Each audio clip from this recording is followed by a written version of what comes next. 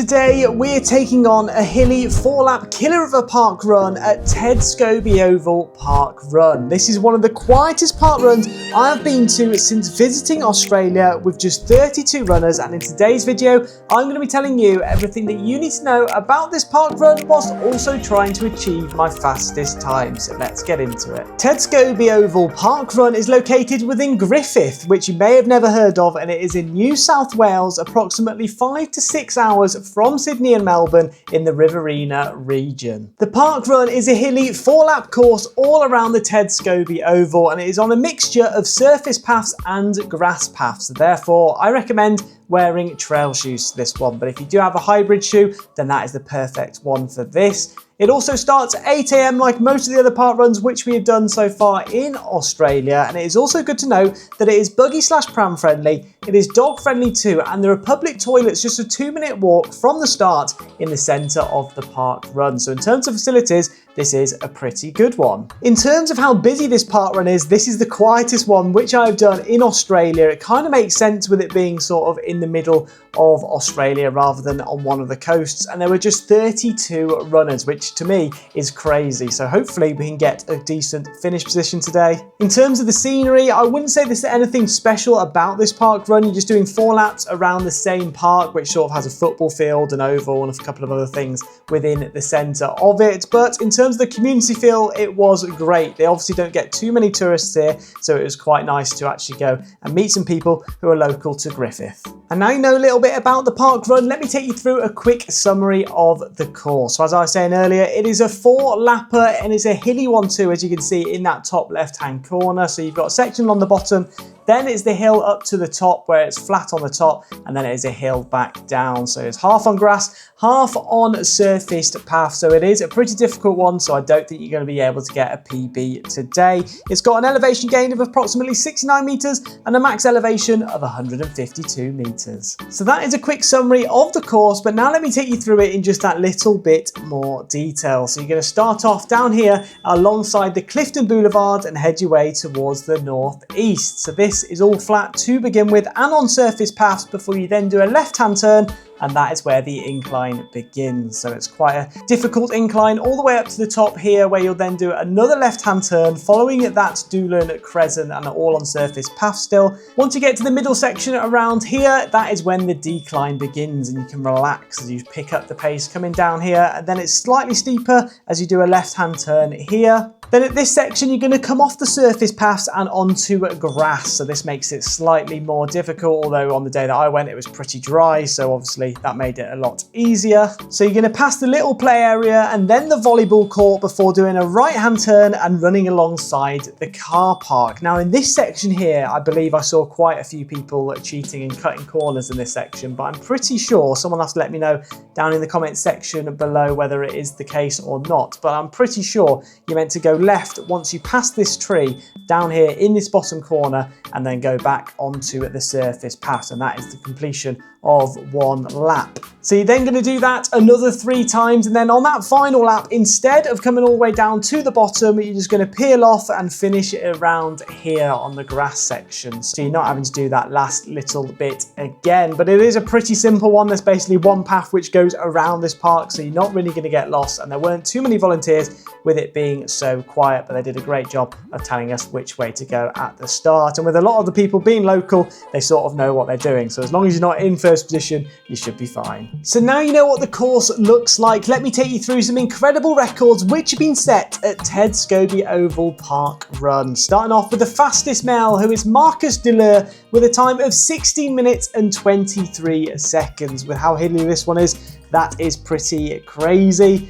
The fastest female is Eliza Starr, and she's got a time of 17 minutes and 26 seconds. So again, incredibly fast. And then the average number of runners is 22, so a lot less than today's, and probably one of the smallest park runs I've ever been to. And then the average time is 34 minutes and 18 seconds, which is to be expected with just how hilly this one is. And now let's take a look into my overall park run stats. The number of park runs which I've done so far is 106 at 82 different locations. My best finish position being 4th, set at both Zielony Jar in Poland and also Kangaroo Island in South Australia. My fastest times range from 22:32 2 down to 23:01, with my most recent being Mount Barker, where I got a time of 22 minutes and 52 seconds. That was just a couple of weeks ago, but with today's being so hilly, I don't think we're going to be able to get onto this leaderboard. And now we're at that point of the video which you've all been waiting for, so let's get down to event number 248 of Ted Scobie Oval Parkrun, where you can see that it's not too busy and we are starting fairly close towards the front. I had no idea because the Parkrun app didn't actually say whether it was hilly or not, so I had no idea that this one was going to be hilly, but you can see it's blue skies, it is glorious, and it's not too warm too, which is good news. You see the run director there on the left hand side about to start us off in just a second, and we're starting on that surface pass like I was saying earlier.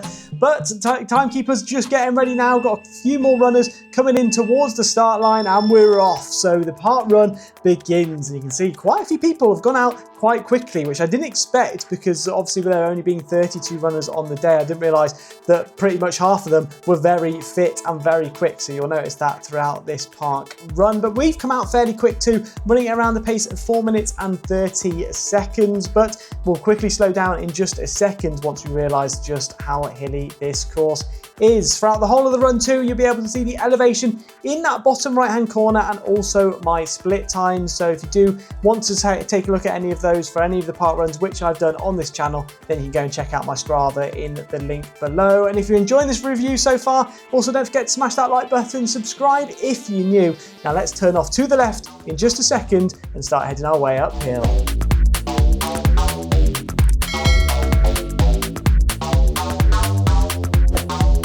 And we are now about half a kilometre in, almost up to the top of the hill. But you can see it is quite a pretty little place to live, Griffith. And the only reason we were there was because we were travelling from Adelaide to Sydney. So we passed, as it's like one of the central points between the two. But you can see beautiful scenery. On the left-hand side, it's like football pitches and stuff like that. But we're still currently pushing up towards the top of that hill. The pace has dropped dramatically now to around a 5:20 to 5:30, and you can see that it's just flattening off now before we'll be heading our way back downhill on the other side. So hopefully we can keep at this pace and we'll get a decent time.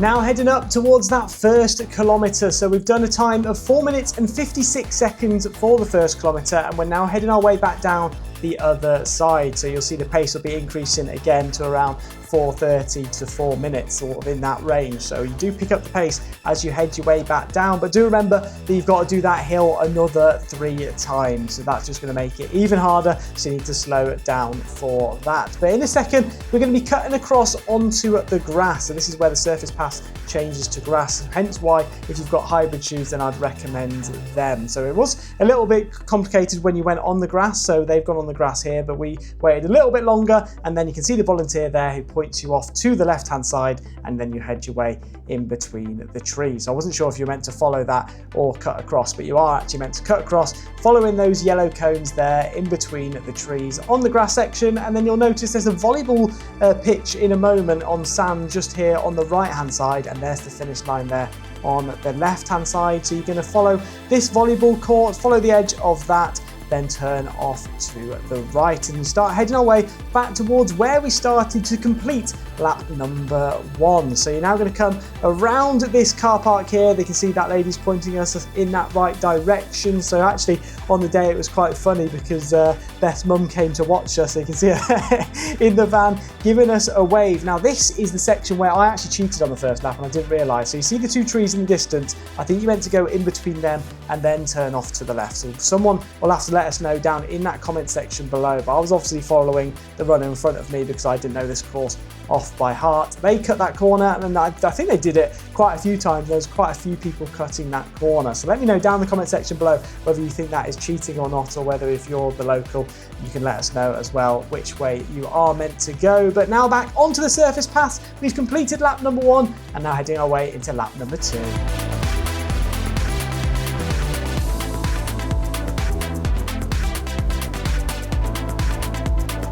Lap number 2 and the hill feels even harder than lap 1 as we slow down to a pace of around 5 minutes 20 per kilometre. The legs are burning as we make our way up because it's sort of in the middle. It's not a gradual incline, but it's not a steep one either, but it goes on for quite a while, so that makes it even harder. But the skies today were beautiful with the rocks in the background. The people that live here must have a lovely life, although I don't know how they actually ever find anything to do because it feels like it is in the middle of nowhere. But it is now flattening up at the top here, so thankfully we can have a bit of a relax, get the legs back into gear, and then we'll make our way back down the other side.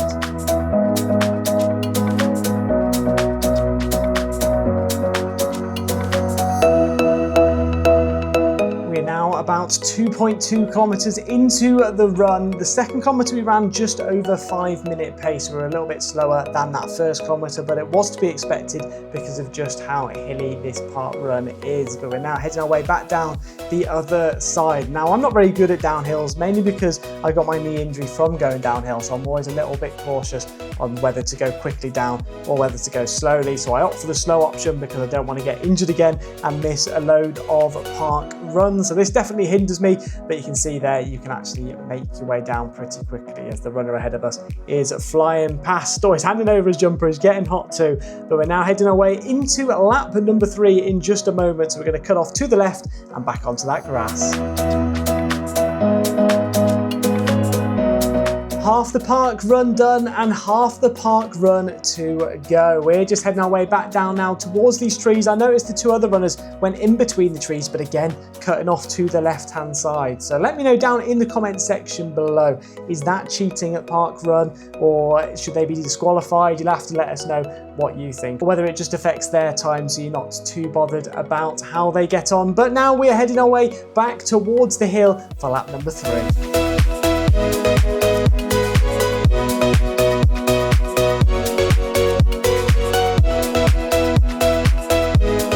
3 kilometers down and 2 kilometers to go, and that one was actually quicker than the previous kilometer, and I think that was because most of it was actually downhill. So we did that one in a time of 4 minutes and 49 seconds, but you can see that we are quickly dropping that pace down to around a 5:10 right now as we push our way up the hill for that 3rd time.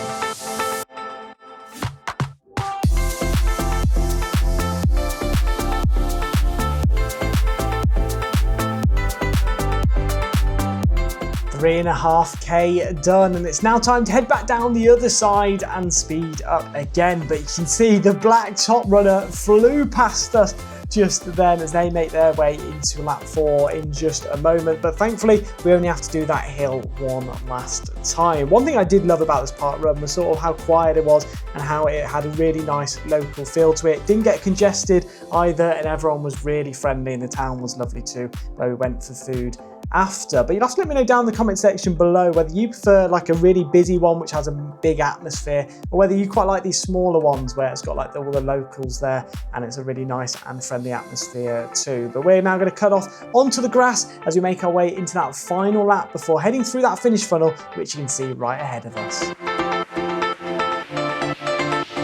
And here we go. So you can see that section again where they've cut the corner, which is interesting. We're going to go through the trees, then turn off to that left-hand side. But apparently there was people cutting the corner by a much worse distance, especially apparently near the front too. So because we had someone watching over them. So it'd be interesting to let me know again what your thoughts are in the comment section below. I'm not too bothered because it doesn't affect any of my times or going on the leaderboard, and because this one is so slow, it's not going to affect it anyway, and I'm not actually going to be able to get onto that leaderboard. But we're now running around a 4 minutes 35 pace as we head into our final lap. So we've sped up a little bit, but I can imagine this last attempt at the hill is definitely going to slow us down.